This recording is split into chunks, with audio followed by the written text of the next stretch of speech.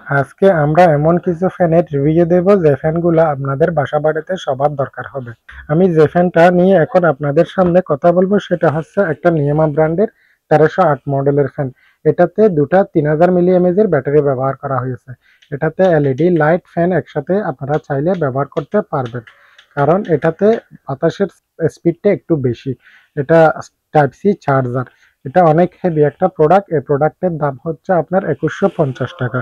যারা আরেকটু ভালো উন্নত মানের ফ্যান নিতে চান তাদেরকে আমরা বলবো এই ফ্যানটা নেওয়ার জন্য।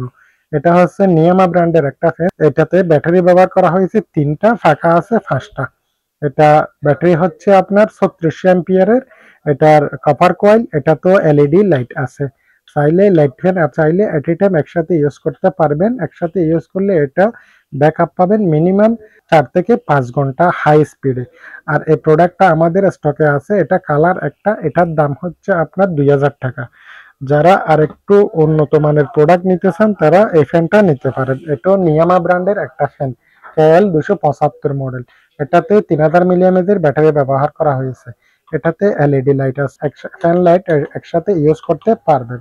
ফ্যান লাইট একসাথে ইউজ করলে এটার ব্যাকআপ পাবেন আপনারা 4 থেকে 5 ঘন্টা। এটাতে টাইপ সি চার্জার ব্যবহার করা হয়েছে। এটাতে কোনো কালার নাই, একটাই কালার। এটার দাম হচ্ছে 1900 টাকা। আপনারা চাইলে এই ফ্যানগুলা গরম আসার আগে আগে আমাদের থেকে সংগ্রহ করেন। ধন্যবাদ, সবাই ভালো থাকবেন।